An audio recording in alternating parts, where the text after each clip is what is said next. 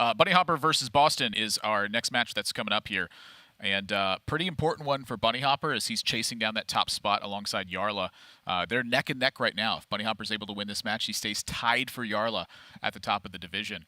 Boston recently joined Team Godsent, a new organization that he's representing in that front. And I feel like Boston is one of the more interesting players to me because he's putting a lot of thoughtfulness into lines where he's thinking about a lot of situations very differently than I would call the norm, where you're constantly in a battle for board, you're risking tools, you're using them very aggressively to try to get those positions. And for Boston, I've been, I'd say, quite critical of his play because a lot of things look unusual. And I have to commend Boston this because he's been taking time out of his own schedule to message me screenshots and talk about the lines and what he's walking through and what he's thinking about. And he has a very interesting way of thinking about the game where he's taking risks in the same vein that we say that players should take risks, but he's doing it in a very different style. And I'm not sure if it's better or worse, but he's always had a game plan for what he's doing. Oh, yeah. Where sometimes a lot of players, when I've asked them about it, I'm not going to name names, of course, when I've asked them about it, they're feeling it out and they're using their intuition. And Boston's trying to be as mindful as possible, which I think is quite apparent if you watch him play. He takes things into account very heavily. Yeah, I mean, it's a dangerous line to walk because we will criticize certain lines that we don't like. Sometimes their line will be better than ours. Sometimes they won't. But what I will never criticize a player for, well, very rarely criticize a player for, is just not having any idea what their plan is, right? Like, no one's just throwing out cards at random and just making mistakes because they didn't have a thought process behind it. Sometimes their thought process is right, sometimes it's wrong. If players are just throwing out cards without having any thought process behind it, that's when you'll hear me actually getting angry about plays as opposed to just, you know, politely criticizing things.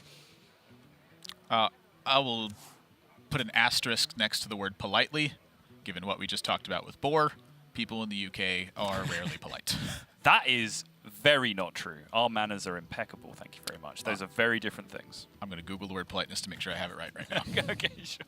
Because in my head, I'm interpreting politeness as, not kindness, what's the other word for it? Just generally when you're nice to people, like for the sake of being nice to them, not because you have to be. Considerate, there we go. All right. I guess, to be fair, you're right. You're very considerate of others. Yep. You consider how stupid they are. Me, for instance. Meanwhile, in the game of Hearthstone, Bunnyhoppor has protected his Shaman yet again, and Bunny has looked a cut above everyone else while playing the Shaman deck so far in EU Grandmasters. He's been able to win bad matchups with creative lines. He's been consistently beating down some kind of contested matchups, I guess, by just showing how to play them out perfectly. And he has talked about it. He said, like, I just feel happy when I'm on this deck. I just feel like I'm going to win. I don't think he's lost a game with it yet. Okay.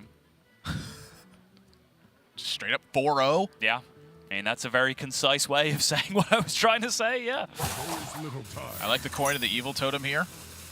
In matchups that are not fighting for board very aggressively, you're afforded a lot of liberties of having Healing Totem live, Evil Totem live for a number of turns and really generate some significant quest progress. And finding 2 Titanic Lackeys early for Bunnyhoppor now, there's a long way to go until this Evil Totem dies. Yep, that first Titanic Lackey was enormous. You coin out the Evil Totem so that it can't be interacted with Wrath. We talked about Pounce in Malagos Druid earlier. That's one of the targets why Pounce really is featured in that deck. It can take care of 0/2s, like Evil Totem. It can take care of Flame Imp. It can kill Injured Tolvirs and Nausea Cleric sometimes in Priest. But with no answer like that in Boston's deck, since he's just playing the regular Quest Druid, coining out Evil Totem is pretty much guaranteed Lackey generation. And if that first Lackey you get is that Titanic Lackey, you then get to play around Wrath after that as well. Yeah. I've had players talk to me about this matchup. Bunnyhoppor is still going with a card that I hate to see in Former Champ in the Quest Shaman deck. But I've been told very specifically that this is a card that is in the deck almost exclusively for Druid. In that the players have felt without Former Champ, it's just not getting the job done. And that with Former Champ, it's a pretty good matchup. You don't think it's good against Warrior as well? I have been told specifically it is in the deck exclusively for Druid. That is the most politician answer you have ever given to anything ever. And to be fair, I don't think it's good versus Warrior. Okay, thank you for the direct answer. I think it's quite poor versus Warrior, and actually sometimes activates one of their best cards, the Super Collider. Okay.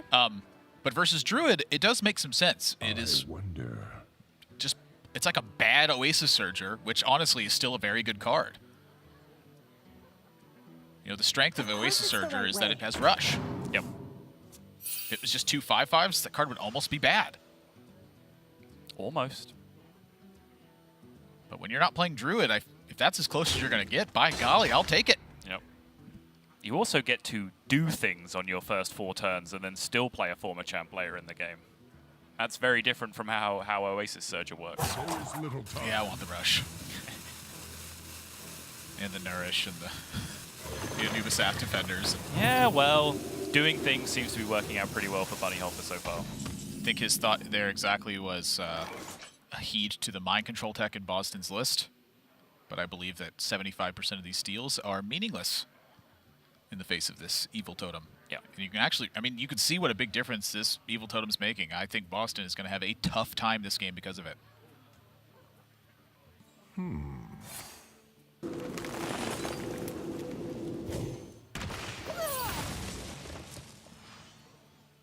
3 out of 4 only. Bunny just has another turn of keeping this Evil Totem rolling. I'm thinking I want a Evil Cable Rat. Thinking I want to play 2 lackeys. I'm curious about doing something that might sound immediately very silly. Go on. Well, so one of the things I've started to experience in this matchup as I play it more and more is that mind control tech is not as exciting as you think it is. And actually what's important is just being high on resources the whole game. So lackey generators and card draw is actually much more important. So I was considering, for a moment, using the mind control tech as one of my quest activators so that I could then double up on more of the lackey generators and card draw later in the game. Whether or not that is insane, you can decide for yourself. But I was thinking about it. I'm pretty interested in the Novice. I wonder what he's looking for. What? Totem up? Well, I'm very surprised by that. I think this perhaps suggests that Bunny is on a similar line of thinking where he wants to double up on these lackey generators as best he can.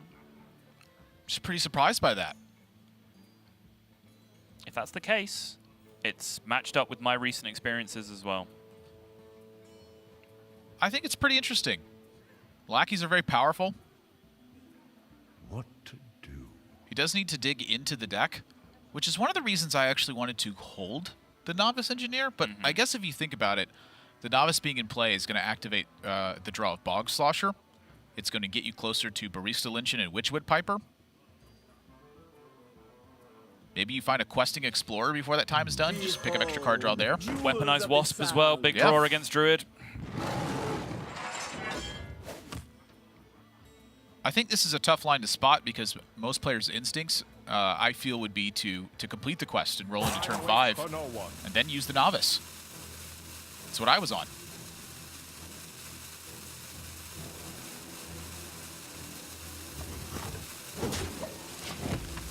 Why there? You could be thinking Titanic Lackey specifically. Another one hits on that totem. You have Oasis Surger and Crystal Merchant perhaps to punch through. You think you still have a Crystal Merchant next turn? It happens. It does. It does.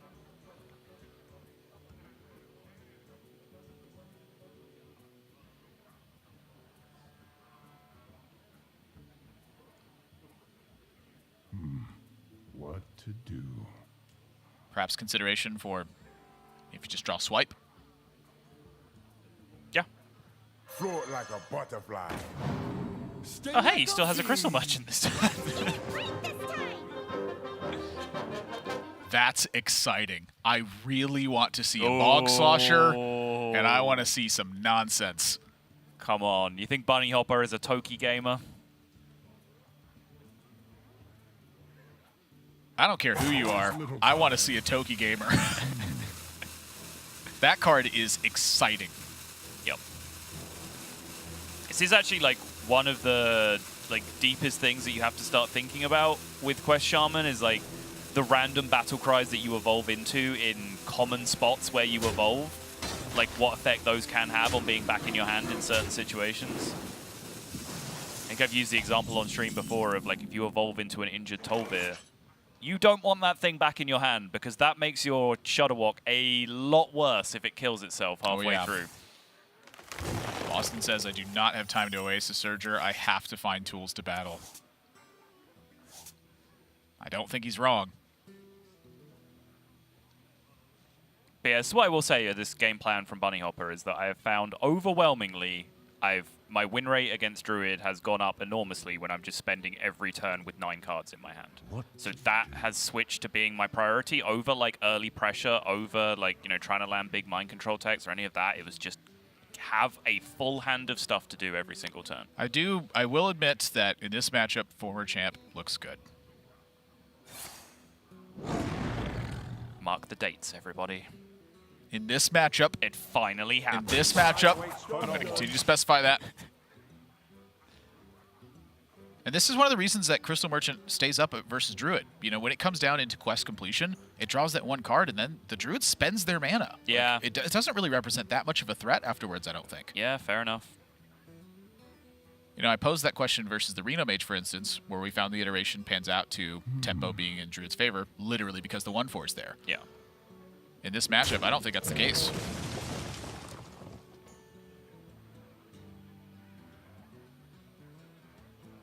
I have a sneaking suspicion that Toki's getting involved.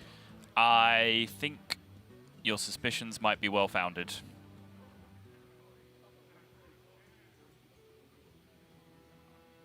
I wonder. Double time and double pay. All right, enough of those. Never enough. Or say, Bunny's saying, you know what? My hand size is getting a little bit too full right now. I think he just wants it to start attacking so it has justification for being there. Yeah, I mean, also that. Oh!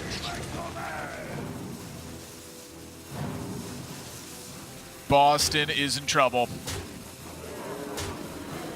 That's a lot of damage.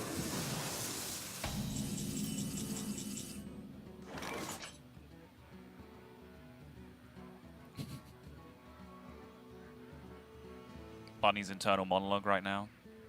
How does this deck ever lose?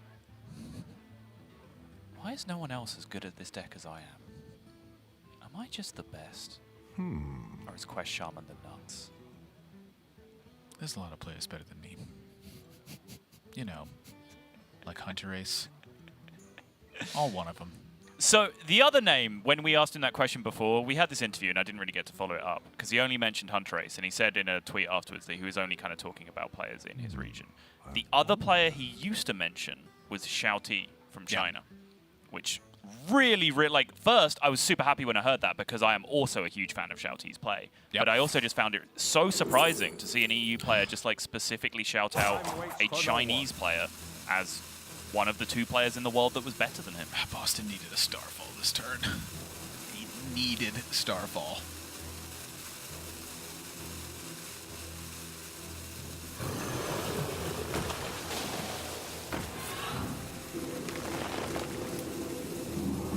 I am terrified of that Alec here staying on board. Yup.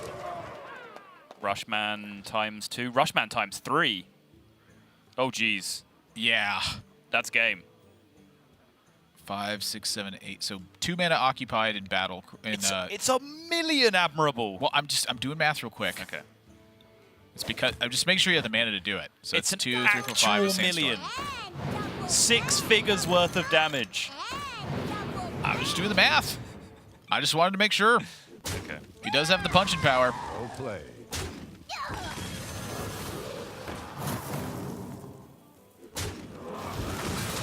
I can see. Whew. Boston just short on removal tools. That Nourish on turn 6. You saw the plan for the Nourish on turn 6 too. It was find Starfall.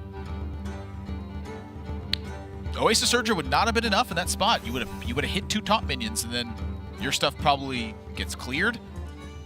then you're in the exact same spot. I mean, you take a little bit less chip damage than Instance, but you're not any closer to Starfall. By the time Bunny's board was set up into the Starfall/Oasis Surger turn, he had a board that was resistant to both Starfall and Oasis Surger. We've talked at length how that's very, very hard to do. I think Former Champ is one of the cards that can actually help you do it in spots like that, because he had 2 5/5s in play, and then he had a wide board. He had a 0/4 that needed killing. He had 2 innocuous minions taunted, the 0/4 and the Stoneclaw Totem.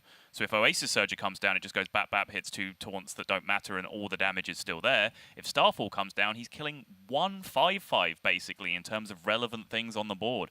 He just had the setup, and it all just came from that Evil Totem early on. Understanding you coin it in the matchup, understanding that there is a high roll of hitting Titanic Lackey that just wins the game so often in that position, because you end up getting, I would say, usually like 3 or 4 lackeys in that position. I think Bunny got like 7 off that Evil Totem. I mean, getting 4 is not unusual if you hit Titanic Lackey straight away. Absolutely. I mean, that's to me been one of the vital reasons to have Pounce in the deck, is just because there's early game things that put a lot of pressure on you from the Druid's perspective. But to me, it's the example of why Former Champ is in the deck. You know, I've criticized it being in there a lot.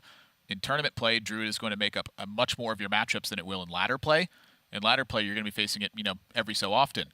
In tournament play, it is in most lineups, Druid is. And it's not a deck that goes banned. And it's a deck that players frequently queue up. So in that situation, having that 1-2 punch of Evil Totem into a Former Champ, and then the kicker of being able to mutate it as well, that's a major difference in that matchup. See, that's why I asked you the question of, do you not think it's good against Warrior? And you gave what is the only logically justifiable response, which is, no, you don't, which I do disagree with, but it's logically defensible. Because if you said, no, it's also good against Warrior, then you have to accept that it's correct to be in these lists, right? Because you're playing a ton of Warrior, you're playing a ton of Druid in the format. Well, I think you're favored against Warrior anyway. So, yeah. I mean, you just put in 2 War Golems. It'd be kind of the same thing. Sure. But I think in the Druid matchup specifically, your deck packs a punch because of the Former Champ, where you don't necessarily have that without Former Champ. And so I guess it's in the list. He's so sad about it. Do you need a minute to cry, Admirable? I do, which is why we're going to a break. I'm going to cry. Either way, Bunnyhoppor looking unstoppable on Shaman. 5-0 in game score now throughout Grandmasters with it. Quick break. When we come back, game number 2 between Bunnyhoppor and Boston.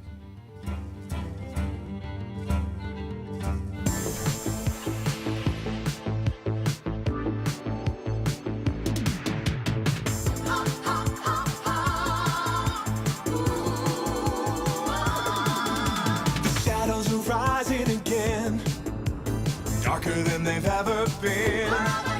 As evil descends from the skies, the world cries out, how will we survive? Out of the hall of explorers, and up from the dusty tomb, they grab their whips and fedoras. These legends of the past know exactly what to do. There might be magic monsters, mummies in the markets, and ancient mysticism. There's surely scorching deserts, adventure, monster of narcissism. High stakes think annihilation, obliteration of civilization. Now is the time to be brave. Evil's come to enslave, but this league's gonna save. Oh, no.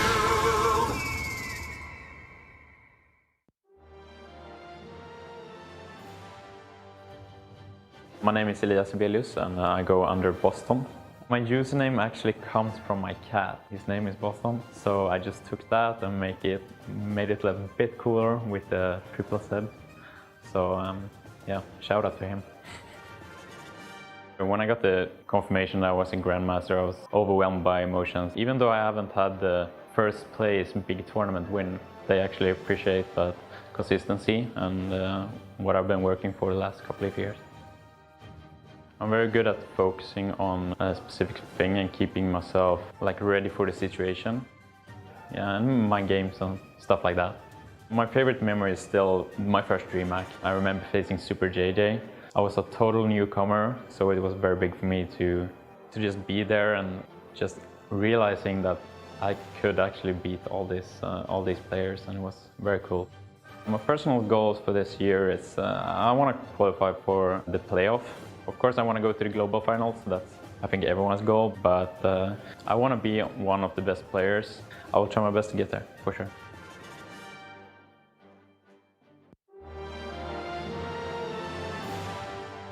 My name is Rafael Pelzer. I go by Bunnyhoppor in Hearthstone. I've always been a competitive kid. There's like always a little bit more to the game, right? You get tired of just playing at a certain level and you're like, you always just want a little bit more. You hit legend, you hit high legend, you hit rank 1 and you're like, let's go to the next level. Yeah, it means a lot to me to be in the Grandmasters program because it feels really great to be recognized, especially last year was going really well for me. I think what I look forward to the most in Grandmasters is just have this weekly schedule of competition that every week you can iterate your lineup. Every week you have another match against another good player instead of having these dry periods where you don't play any matches, any best of 5s, best of 3s. So my personal goals is firstly do well in Grandmasters, and secondly is I'm still trying to find a good job in chemical industry. Is there some sort of X factor that sets you apart from everyone else? I mean, I have a doctor, haha.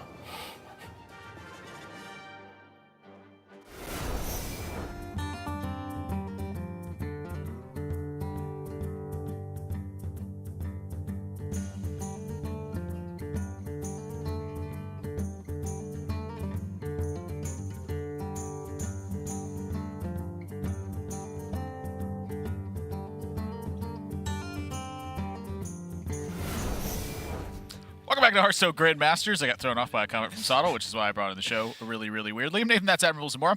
Brought to you by, I was about to say brought to you by Simon Sottle Melch. Hey! Welch is his last name. I keep mispronouncing it. We're amidst game number 2 here now for Boston taking on Bunnyhoppor in this one. Bunnyhoppor off to a 1-0 lead, where he's now secured a 5-0 game score with Shaman in Grandmasters. And so now for game number 2, you can see the bans and protects below there. It's going to be Boston on Priest taking on Bunnyhoppor's Druid in this one. I'm kind of interested by this. I feel like in Bunnyhoppor's spot, I'd be on a Warrior back-to-back queues, expecting Priest to get played. Yeah, it's twice in consecutive series where we've seen Druid get queued in situations where we wouldn't expect it to. So I do start to wonder what these players are thinking that we're not quite getting down with.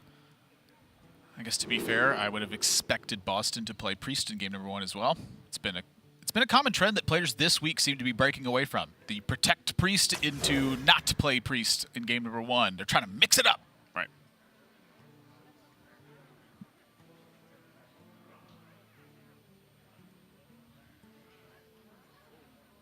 Heard during the break that Bunnyhoppor has a PhD. Haha. Haha. You don't have one? Well, so I guess that response is because, like, he was doing the emote, right? Because he thinks that response is kind of cringy. Like, he's saying it's cringy for him to talk about having a PhD. No, it isn't. That's amazing. Talk about it a lot. Yes, please. Yeah. Got a PhD while you were dominating a mental competition on a global scale. Yep. I'm impressed. Me too.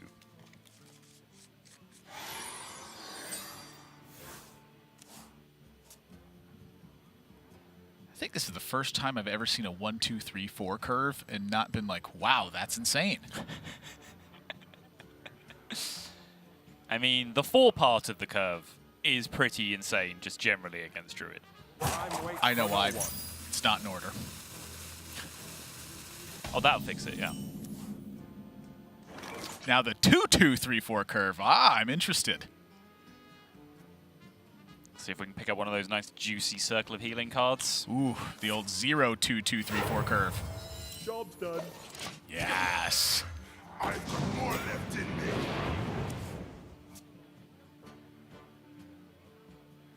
Faced with a decision. I'm interested in it. When have you tended to deviate from quest progress as Druid? Against Priest specifically would be my go-to. I think generally just not dying in the early game is the go-to, and a lot of the time if you can disrupt their early stuff, like Oasis Surge coming down as 2/3/3s is quite often enough to be competitive if you picked apart their early game just with removal spells. I think it can be quite effective, but it is hand dependent, and it is, you know, opening dependent from the Priest as well. I think Nausea Cleric here is terrifying. Second injured minion plus Circle of Healing is terrifying. I think you just kill this and you move on with your life. It's a lot less damage you take in the long run. Yep. I've got more left in me. Bunnyhoppor kind of shrugs, yeah. Because that coin 2 opening, you know, you might be looking at that saying, well, he coined Tolvir. Like, obviously his next play is Tolvir. No, actually, that's the least common opener he would have in that situation. There's only one more Tolvir remaining in his deck. It's Ritualist. Far more common that he's going to play Nephicet Ritualist or he's going to play 2 1-drops as his turn 2. Like, all of those things are more common. Or just heal. I don't think you coin 2 heal as a line against Druid. You don't think so? I don't think so, no. Oh, I think it's a line. Interesting. Takes away Wrath. Well, no, it doesn't. He wrathed it. That's called deviation. You expect them to quest progress. I see. Yeah, you see, this was the Bunnyhoppor versus Boston circa 2019.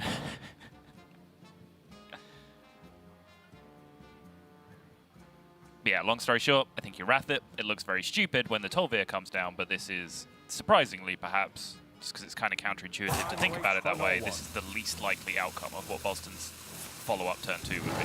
If you ever want to know why a player did something, cover up the other player's hand and then look at it. Remember how many cards there were. Try not to remember what the cards were.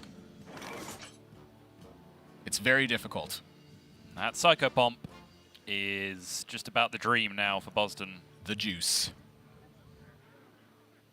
2-6 and a 4-7 are about to be inside that thing, and potentially a High Priest Armet as well, depending on how this curve is played out. I was definitely thinking Armet into Psychopomp is the curve I wanted personally. With injured... Yeah, really important that you resummon that injured Blade Master as a 7 health minion. Well, I just want the Psychopomp to be big. And I also want the threat of the High Priest Armet. I know. What was the point of that insult? That was just purposeless. Yeah, pretty much.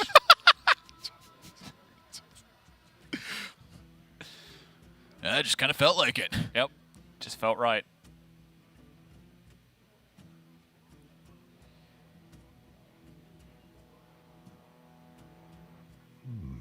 I wonder.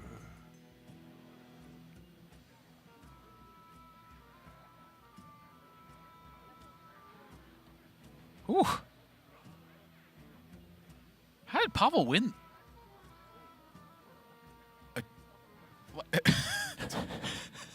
Was there a sentence forming there anywhere? I'm just wondering, how did Pavel win game 1 versus Boar? Like, what happened? I know. This seems so awful. I know. It's just an ugly start from Boar. Just a slow start, and then he just left himself in a position where he kind of had to pick and choose which to play around, and Pavel had both.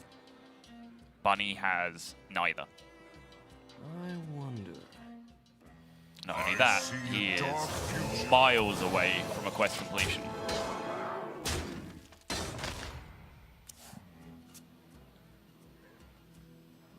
Hey! But there's an Ahmed. Oh. You kind of see what I'm talking about, though, about like sometimes just being able to rush these as 3/3s is good enough if you've been competitive in the early game against what they were doing. If it wasn't Ahmed, it would have been Psychopomp. If it wasn't Psychopomp, then it's just more stuff. It seems like you need a lot of removal to make that happen. Yeah. I also like would not be enthusiastic about playing 2 3/3 Oasis Surges on turn 5, but like maybe on turn 6 when it's also your last quest completion turn and 2 3/3s just kind of take some stuff off the board. It's kind of like a bad Restless Mummy. Yeah.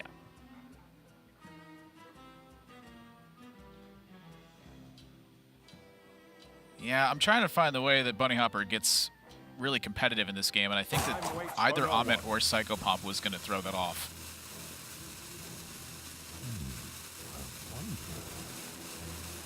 You're pretty terrified of any minion next turn. And so I guess the best course of action is to swipe the Ahmed. Wow, that's a hard conclusion to make, and it's frankly just not a very good one. Yeah. But what choice you got? About that Circle of Healing thing.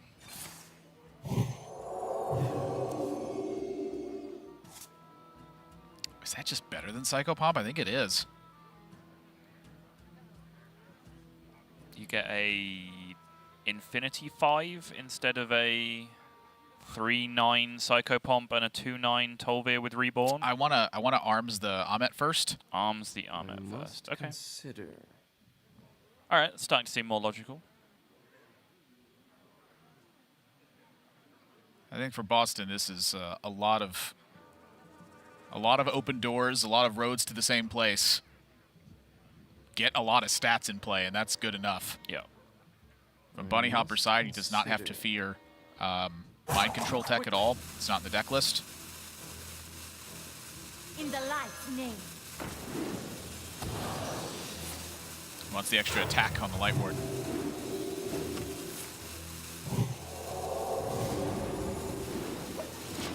Hey, I got you, friend.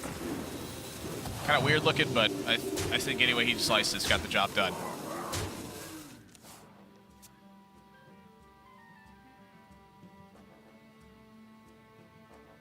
That's going to yield game 3.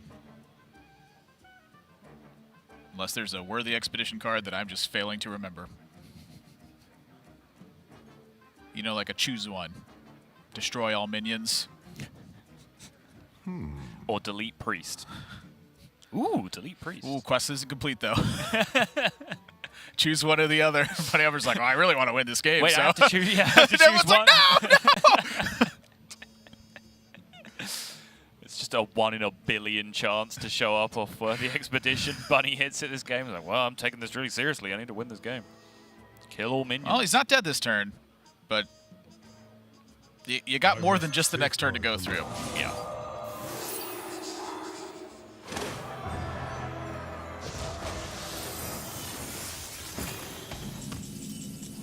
Get your pom-poms out. Why? Because he's playing Psycho Pom-Pom. Okay. It's cheering on the crew.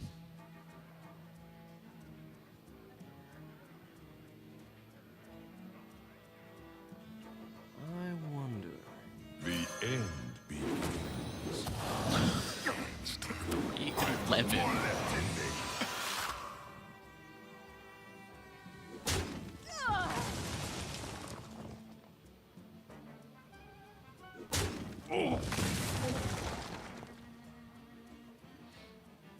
Bunnyhopper thinking, yeah, this second Keeper of the Grove. Oh, that's going to get him. You just wait. This one silences and deals 2 damage in the bad order. It deals 2 and then silences, correct? Yeah. Yeah, I don't know why I said it that way around and then said the bad order. Because you really wanted to say the bad order? Because you're just a negative Nancy? I mean, it definitely is the bad order. So let's say it's 2 Anubisaths and Wardrobe, you stay alive. Believe you do?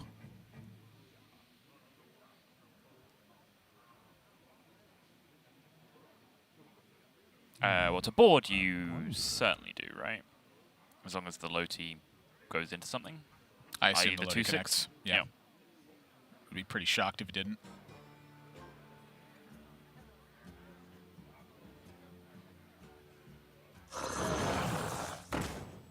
I think it's honestly the big reason why Bunny is actually just hanging around in this game. Like, firstly, because he's a competitor and he wants to play it out. He does have some game here. Yeah, and I think as long as your opponent is not drawing 9 cards with their Nausea Cleric, you always think the game might be weirdly winnable, because any given turn they can just completely run out of steam with a dead hand as far as you know, and those are the turns that you keep playing for against Priest.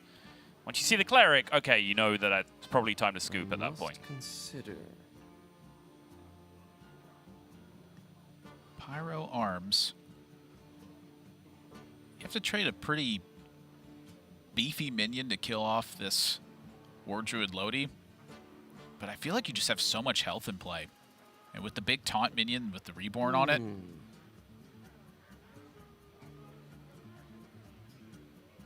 so I'll be curious to see how Boston wants to end up piloting this situation.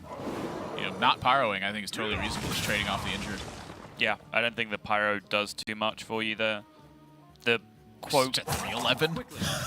Sure, yeah. But, like, playing the 2 extra arms, like, threatens a lot more damage this turn anyway, and the better trades that the Pyro prop gave you were things like getting to trade your 311 into the Loti instead of your Blade Master, which just isn't really any better. Like minor missequencing at most.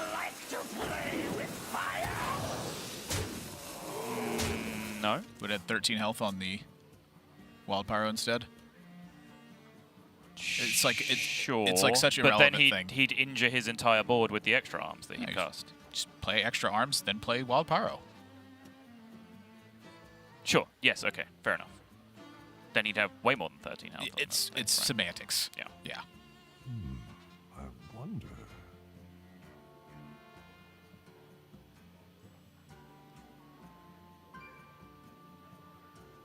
That Starfall is miles away from killing board presence right now. Yep. You could kill a 1/4, What? Dude, sign me up. expose the Lodi, kill a 2/1 as well. I mean, he doesn't even have his bad order Keeper of the Grove anymore. How could he possibly win?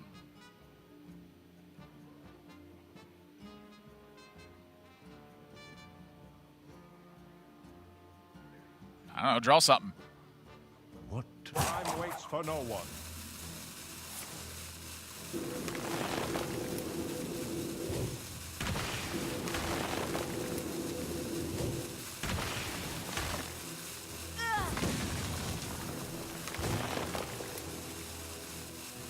I concede. Game 3 coming up. Boston just never loses a grip on the board. Yeah, it's curved out really, really nicely. Bunny took a huge risk, a huge deviation, as Admirable was saying, in terms of wrathing and skipping a quest turn in order to get rid of a 2-3 from the board, which, you know, when you look at all the possible threats that can follow that up, Nephset Ritualist, Circle of Healing, just 2 1-drops to buff up a minion in play, you know, one of those being a sidekick, for example. All of those things, I think wrathing Tolvir on 2 does make a lot of sense in the matchup. It just was made to look very, very stupid by the specific hand that Boston had on the other side. It's just the nature of the Druid matchup versus Priest. You're constantly grasping at straws, and you're trying to pick the right one. Yeah, so, well, the regular thing doesn't work. Like, playing my deck like I play it against every other matchup doesn't work. I just get beaten up. So what else can I do? Like, how can I deviate and find a different path to victory here? It's wise, and it doesn't always work. In fact, it rarely works. I think it's much more on the Priest side to stumble than it is on the Druid side to get it right. I would agree with that. Yep. So game number 3 is what we have in store for us. Bunnyhoppor, of course, with the Druid and Warrior left in his lineup. The Warrior deck is identicals to Casey, if you saw it in play yesterday. So I am always pretty interested in Warrior decks that are changing the dynamic of how a lineup works. I think it's always very interesting. They've included the 2 copies of Hecklebot inside the Warrior list. No copies of Omega Assembly. Their goal is strictly fatigue plans in a lot of matchups. It's just wipe away the resources from the opposition so that they cannot win the game. Nature And must so for be Bunnyhoppor, he's preserved. opted for the Quest Druid mirror match here. And so to take a look at deck lists, it's very, very similar. For Boston, he's got 1 copy of Mind Control Tech and a Power of the Wild, with 1 copy of Ferocious Howl in the list. King Ferris, with at least Lightened, is the top end. On Bunnyhopper's side, he's got 2 copies of Power of the Wild and 2 copies of Ferocious Howl. 1 Innovate. 1 Innervate. And so, to me, this is demonstrated of, you know, how I think of 1 Innervate. I think you want 2 of them, because when you're going first, like, completing your quest on turn 4 in these mirror matches is so important. Means you get to be the first guy doing things.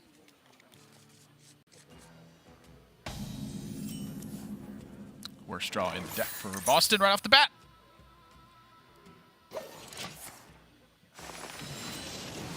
See, Bunny just mouthed it, Innovate, and then he saw it. Yeah, well, Boston has 2 of those in his deck, buddy. Imagine not having 2 Innervates.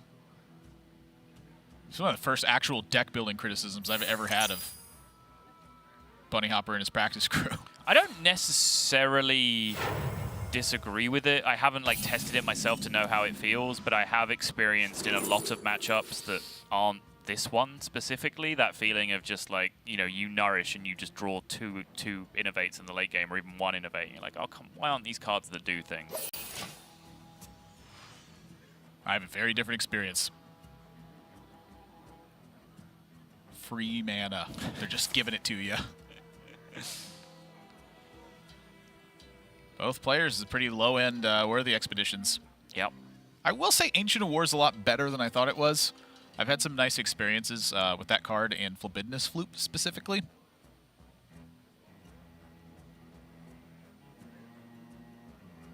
What to do? Not seeing too much merit to the other options here. Time waits for no one. Yeah, with the Nourish in hand, I'm unlikely to want to draw a card. I think Hidden Oasis is a card where you're often playing it as the 6/6 as the value. Yep. That leads me on Ancient War. Does kind of break that golden rule that we always talk about. You know, one of these cards is in your deck, so pick that one. But yeah, Hidden Oasis is a card that's kind of necessary to be in your deck for certain matchups because you're just going to explode without it. It's not a particularly good card in the Druid Mirror.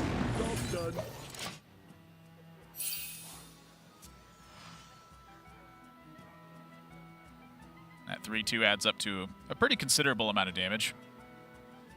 A lot of times this is thought specifically to just help battle against Crystal Merchant. Do you want to hit it this turn? As Bunny? I want to hit it this turn. In Bunnyhopper's spot, I don't see what I'm doing in the next 2 turns, so I do want to kill it. Yep. I think with the Hidden Oasis in hand, you're like totally fine taking the damage.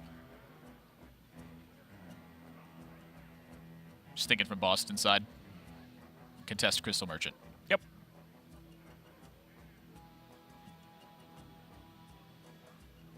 As it stands, I think given the hands, Bunnyhoppor has a massive advantage having both Surger and Nourish early on.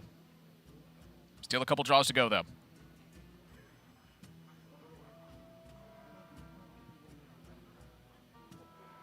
Time waits for no one. This is just Bunnyhoppor 101. You know, I will say the champs that he won, the very first one that was held, couple, about a year back, Bunnyhoppor took his time on every single position and wanted to maximize every single turn, and I think he did that pretty well. When you looked up at the end of the tournament and you looked at Bunnyhoppor, he looked like he was focused and fresh and concentrated. The other players were legitimately looking like they were fatigued. And it's a long event. You know, you're playing very stressful matches for very high stakes over the course of 3 days with long hours hanging out at the studio waiting for your matches to take place. Having that mental endurance is something that Bunny has demonstrated in multiple accounts. And when you're having to sit there thinking about your poor hand while Bunnyhopper's, taking away his time and then hero powers you for one, it's distracting at the very least. So Bunny's thinking is that he's going to Ferocious Howl next turn. He doesn't want to hero power next turn, so he's not going to take care of this 3/2. He also already has Oasis Surger in hand, which means that he can take care of this 3/2 in a pretty timely fashion anyway if a bunch of other threats don't come down. He's also aware that he gets punished by exactly what Boston drew, which is the second power of the wild in the situation that he goes for the hero power in a really weird way. I don't think that's a huge factor. But still, personally, I felt like hero powering this thing over a couple of turns seemed pretty reasonable. He already has Nourish in hand, right? He doesn't necessarily need to cycle cards with Ferocious Howl. I think it's about the pressure that's being applied against you. You're not always going to have the ideal Oasis Searcher. And so rather than compound the issue and try to take this out in 2 turns, instead you're just trying to delay the damage impact. And that would be the Ferocious Howl in this turn rather than the double hero power.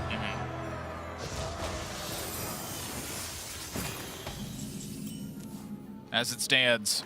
But so I want to take that argument and flip it, because I would say if Boston curves out into Oasis Surger here, which is the most aggressive thing he can do, you really want that 3/2 to be dead so that you can clap back at it with your own Oasis Surger and not just continue to have a 3/2 smashing you in the face every turn. I think the idea that you might not have the perfect Oasis Surger lends to killing the 3/2, not drawing a card with Ferocious Howl. It's a true story. You do end up with more health over the course of the turns if you have Surger versus Surger in this instance than the previous one, but you do have a Howl in your hand. But there's a 3/2. And yeah, there's still a 3/2 in play, and you have a Howl in your hand. Yeah. I could see it a lot of ways. Thinking about Starfall as well, if you end up drawing that versus Surger. Yeah, sure. It's interesting.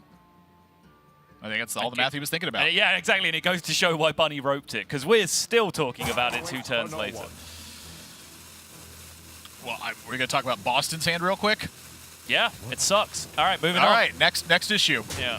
Solved. Wow. So Bunnyhoppor now is going to think about Nourish. It's the first thing he's going to account for. Well, that's an easy conclusion. Play the Oasis Surger, punish the Nourish.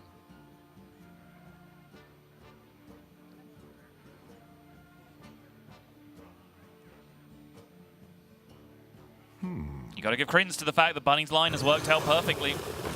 That one big decision point of whether to hero power the minion or wait for the Ferocious Howl on 3 has led him to this spot now where his Oasis Surger just lined up absolutely perfectly. Brilliant. Now we draw the Surger. Well, this is just delightful timing. Very upset over there, Admirable. Well, I mean, look at how it happened. Like, I know. Come on. I know.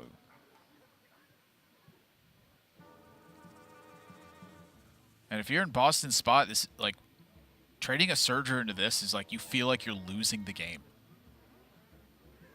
If you hit no aces and Bunny has removal, ooh, that hurts. It's not the most it hurts, but this is take the lead 101. I think Bunnyhoppor should absolutely be starfalling here and pressing forward. Maybe you use the Worthy Expedition first because you could find other outcomes there. I'm pretty shocked by that, honestly. I was shocked by your suggestion of not casting Nourish on turn 6. I do the same thing every single time I play a big threat and my opponent isn't eliminated. I kill their thing and I go face. Okay.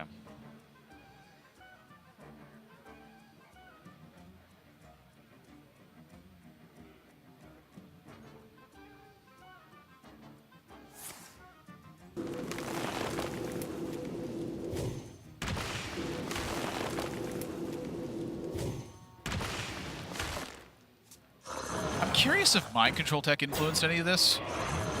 Where because you had 2 Anubisat defenders, you actually have some incentive to trade off one of your minions. Boston has a copy of Mind Control Tech in the list, and he didn't do anything on turn 5. I think that's relevant. I think also having 2 extra mana and 3 extra cards is relevant.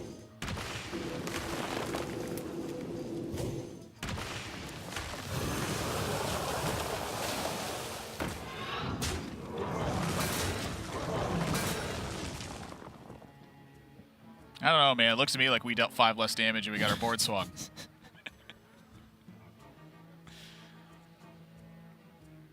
So the kicker's going to be the extra mana access. How much impact can you make?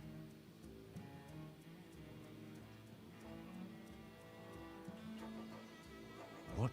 I have to factor in Lodi draw as well. Like Lodi is, pretty darn good looking with Bunnyhoppor's hand. Mm-hmm.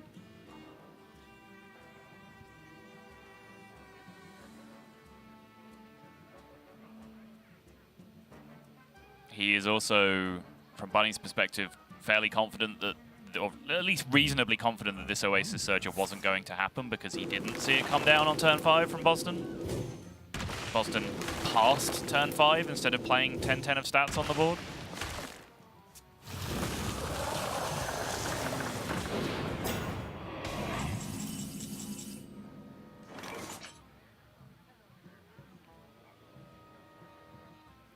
Just lives through Starfall. That's just such a rarity in a minion. Yeah.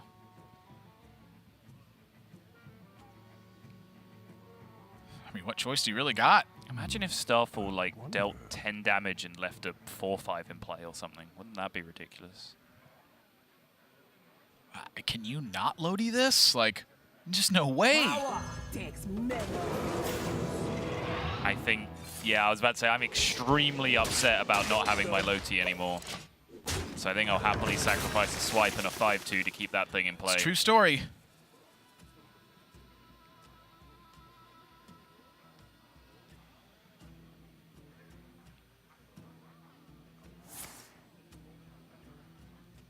Double Lodi. Whoa. Double Loti, 2 swipes in hand. Yeah, this is... we're just Mally Druid now. This is going to be terrifying for Boston. I honestly fear for him if he does not find a Nourish next turn. How does this hand even work for Bunnyhoppor, though? It's such a weird hand Do at what this you point. want. I mean, how do you get killed? You're going to have 2 stealth Lodis in play with double swipe, double Starfall. Yeah. My gosh. Yeah. What, are you going to hit me for 4?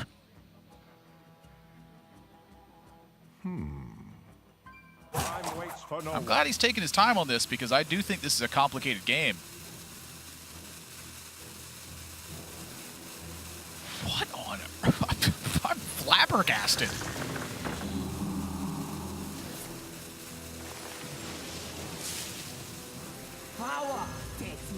So my only point would be, I was upset with how inefficient just double Loti was that turn. So I was thinking even maybe we still take the Loti and then we just play Loti and Hidden Oasis instead, and then we still have the next Loti for the following turn anyway, with Innovate in hand, so we can still Loti double swipe if we need to. I was not expecting the Ancient of Lore pick, though. It makes some sense, right? You're just digging for the extra card. Like, you think about in Bunnyhoppor's list, like, what cards are critical right now. It's pretty much Scenarios and Nourish. Zephyrus as well, and just cards that get that at least active. Finding the cards that unlock the non-duplicate potential. Yes. I mentioned yesterday that when Nomi was much more prevalent, I should say, the race to the bottom of the deck was just kind of how the Druid Mirror worked, because neither side can really beat a Nomi. So if you get down there and you play the first Nomi, you win. It's less true now, but it is still true to an extent, because if one player gets deep in their deck, firstly, it means they probably cast Nourish, which means they're probably winning a lot of the time. But secondly, they also just have so much more stuff to do because they have Zephyrus and Elise active and can start threat chaining every single game. Boston needs something to do. Wow. And it looks like something to do is somewhere located in the bottom right of his client. Well, it's just in the bottom 17 cards. Like, brother's got to find a Nourish. We need it stat. I think Boston has all but mentally conceded this game with that well played being thrown out on the previous turn. Nourish can change everything. It can. He's 8 cards behind. That's insane. Both worthy expeditions for Boston. Just, I'm sorry, single copy rather. Didn't find anything. No Nourishes, no Crystal Merchants. Card draw is so important. The old swipe face. It's a classic. Bunnyhoppor wants to make sure that if the Loti exposes itself, it's easily dead to a single spell, or it trades off and dies in the case of Ancient Lore. He's also thinking, how bad is my opponent's hand? Which cards does that mean he has? And does that mean I can just set up lethal here by attacking him?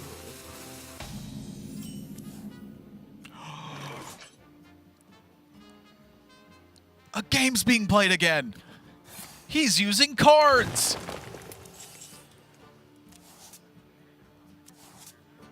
That's big.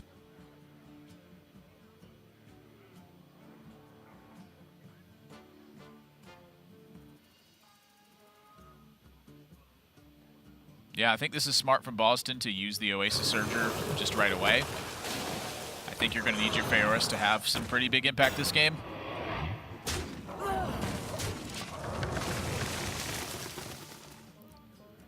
That's ooh. Hello. Yeah, that's a good draw. His hand was already good. If he spends 2 cards this turn, he has 6 remaining, which means he misses the dupe on the Pharos. Okay. I mean, you just have so much going on here too. Like, Zephyrus Flame Strike's looking good. Yep.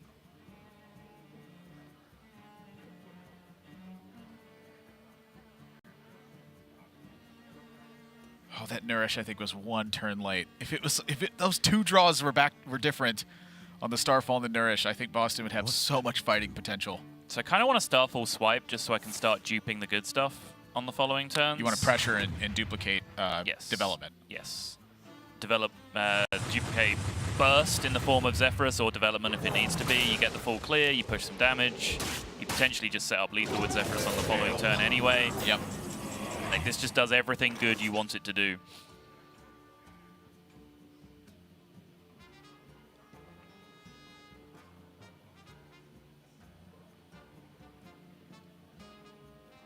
The lone howl. It's got to save the game. What to do? It's only taking him to 12 currently, which means he goes down to 8. Which means if nothing's on board, he's just dead to that Avenging Wrath we were talking about yesterday.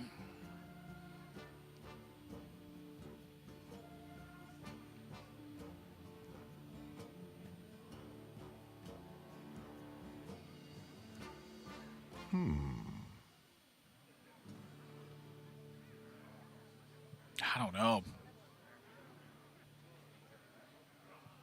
I'm trying to imagine a world where you can afford to Starfall here. I just don't see it. Ooh, Zephyrus active, though. Yep. For 3. Nice SI7 agent. No. Okay. Well, I think that is important, but is he dead?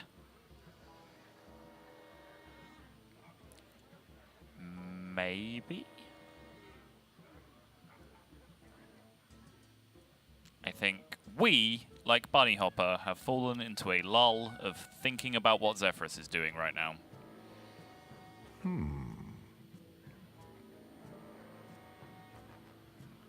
Stuff all the minion hit phase, play it. No, that doesn't work. Duplicate it, try and make some magic happen. No, that doesn't work. Power of the Wild to buff. Zephyrus after that. Nope. That doesn't seem to work either. Yeah, I'm not spotting a lethal I'm going here. to say no, he doesn't have lethal this I'm turn. spotting a lot of strong setups, though. Yes. Namely the Power of the Wild Elise.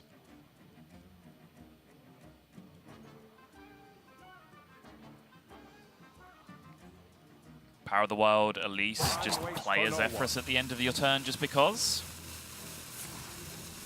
Heal Power of the Wild, that one's strong too. Kind of like the Elise turn. Some more stuff in play.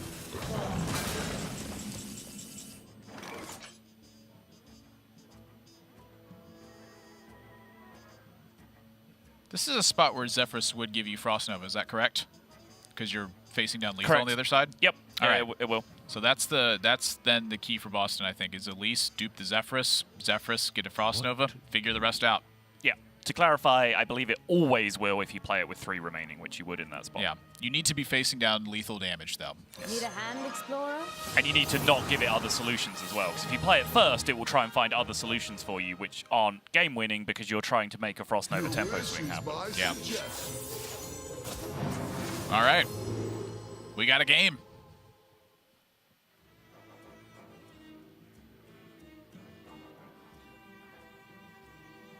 I didn't think about Betrayal. That one's kind of interesting.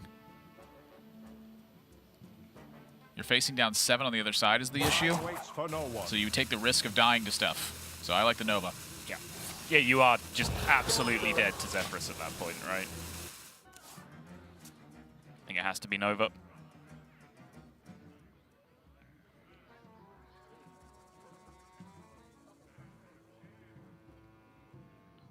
And with Bunny knowing that the Zephyrus is duped, what that means is if he goes for like his own Zephyrus setup, he is risking losing that entire board. I wonder.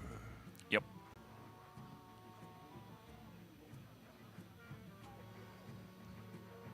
So how does that back and forth work?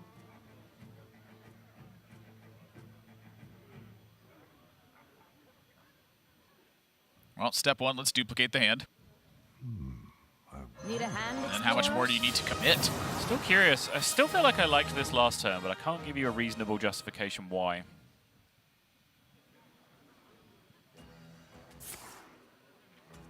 Oh, I know what I just realized. It's because he used his Hidden Oasis on the previous turn. So now he's stuck in this position where he's just sat on King Phaoris that doesn't really do very much twice, whereas the other way around, he has a King Phaoris that like pops off with huge minions twice in his hand. Yeah. My look on it was the Cenarius was there. Like, I think the King Phaoris has been muted for the most part.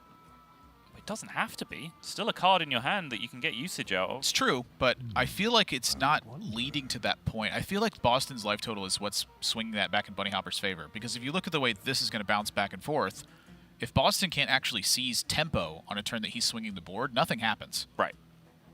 He's threatened by lethal every single turn. So his answers are just answer the board, answer the board. If he can do that enough times, he can get out of this. He can win this game if he can do that enough. Yeah, and I'm still not sure he can. It does not seem like a realistic possibility with this hand. It feels like it involves drawing a mind control deck and landing it at some point. That's true. I haven't been factoring that into Getting the equation. Sickest King Phaoris of all time. Yeah. Which you can't expect that. Maybe it's winning a brawl. Win the brawl, yeah. I mean, I'm not even kidding. Like having No, I wasn't either. Having like a minor minion in play next to a Crystal Merchant, that can be the difference in winning and losing. As it stands right now, Bunnyhopper's got all the options in the world. He can double Oasis Surger. That leaves him vulnerable to a Mind Control tech turn, perhaps. But you still have 10 attack in play after that. Go with Cenarius. Threaten a second Cenarius. With Floop, threatens a third Cenarius. Like, I just don't see Boston getting tempo back again. Kind of surprising he's lived this long, but...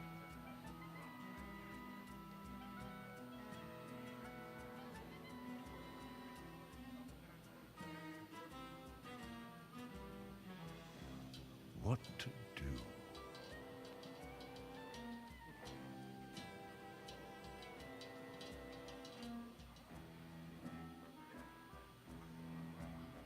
Trying to think of follow-up setups as well. Time waits for no one. Kind of just like Cenarius. Yeah, it just really feels like a Cenarius to me as well.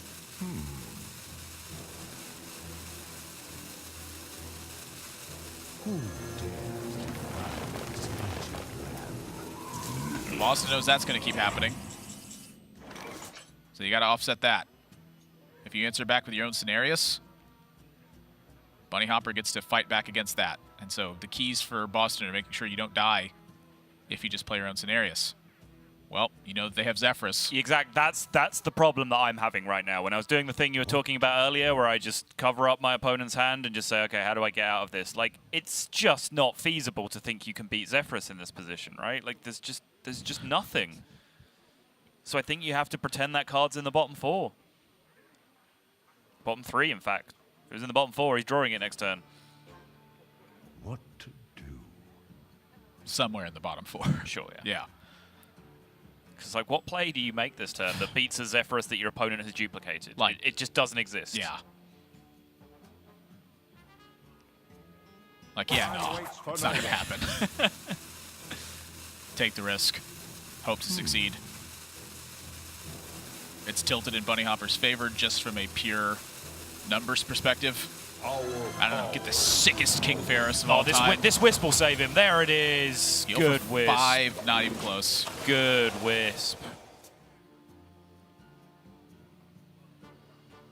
I mean, I think Boston made the right call in this one. Just didn't have Nourish clean enough. Could never seize back tempo. Yep. Bunnyhoppor 2-1 over Boston in this one. Winning the Druid Mirror. Tempo good, as the kids say these days. Yeah, I mean, we go back to the turn where he very deliberately took a turn off tempo to cast that Nourish. Yeah, it wasn't necessarily just an outright beating down of tempo every turn. Right, it's when does the tempo matter, right? I think it's a talking point. We disagreed with it. Well, you disagreed. We disagreed with each other. I was in support of it, and you disagreed with it. I think it's a good talking point. I didn't necessarily disagree with it. I just saw what Bunnyhopper's line was. Ended up at more life in the face of having Surger to combat the 3/2s is what it looked like to me. I think it was like 2 more life that you end up with. Wait, what? If the 3/2 line, where if you hear a power of the 3/2, no, we're talking about the Nourish instead of kill the thing, push the damage, which you very much were in support. Yeah, I still would have done that. Yeah, even in hindsight of the game, I would have done that. That's. I think the early game point, I think there is a lot more.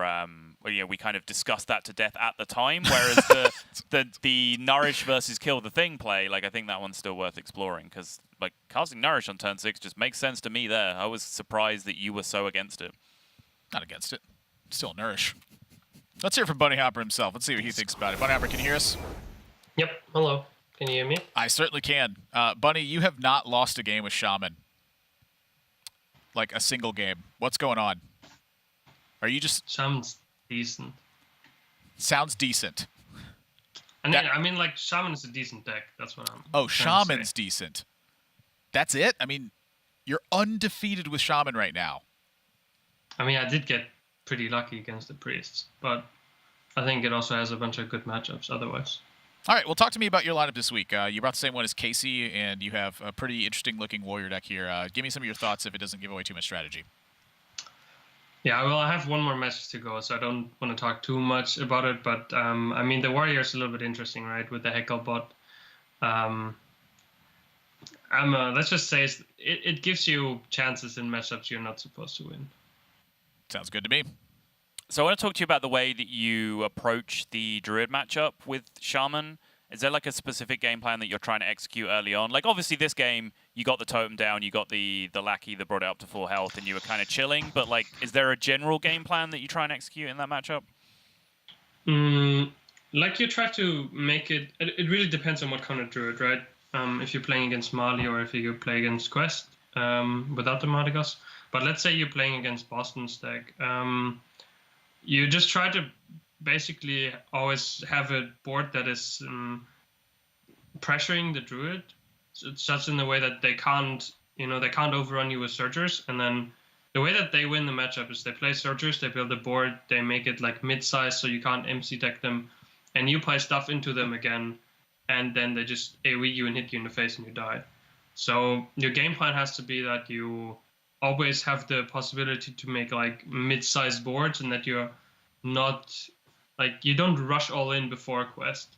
You always have to make sure that you have a certain amount of value left in hand, and then you also want to have a bunch of answer cards for what they play, because that deck, for example, only has King for Horus, and King for Horus is like intrinsically weak to MC Tech, right? Usually makes like 5-6 minions, you go MC Tech, and then you have a bunch of cards that can answer it, like the Rush Lackeys and stuff.